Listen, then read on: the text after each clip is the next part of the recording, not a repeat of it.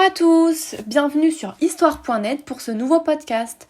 Aujourd'hui, nous allons vous parler de la frise du Parthénon. Ainsi, nous allons vous démontrer quels sont les arguments défendus par la Grèce et le Royaume-Uni quant au retour du patrimoine dans son pays d'origine.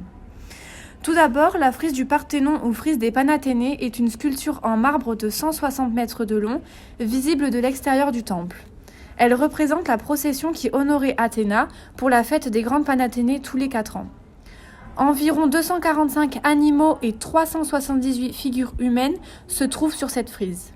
Un peu moins de la moitié de la frise se trouve au British Museum, un tiers est au musée de l'Acropole d'Athènes, en Grèce, et le reste est conservé dans divers musées dans le monde, notamment au Louvre et au Vatican. Concernant le contexte, la frise a une valeur artistique et identitaire pour les Grecs, mais également les Européens. Aujourd'hui, elle est devenue un enjeu géopolitique. Xavier Perrault avance des arguments solides pour un retour des fragments en Grèce. Ainsi, à travers son livre « La restitution internationale des biens culturels au XIXe et XXe siècle », il justifie que la frise ne doit pas se trouver ailleurs que près du Parthénon.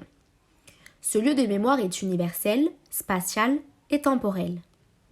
De plus, ce lieu d'attraction culturelle vers Athènes n'est pas juridique.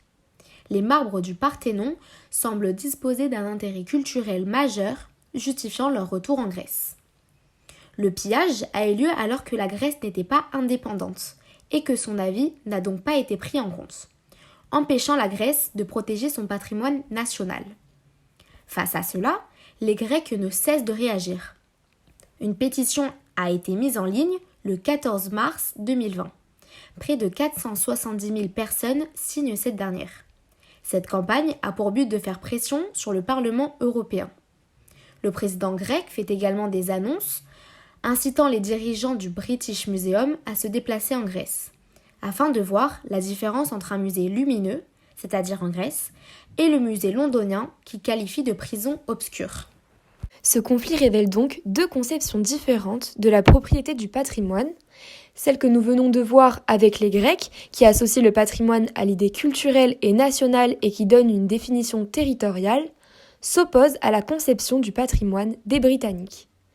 En effet, pour le Royaume-Uni, le patrimoine est une conception qui donne une identité universelle au patrimoine, tout en justifiant de ne pas rendre les œuvres.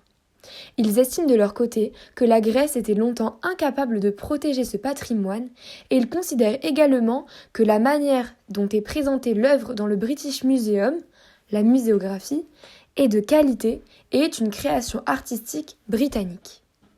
L'accès gratuit à l'œuvre du British Museum est un autre argument défendu par les Britanniques.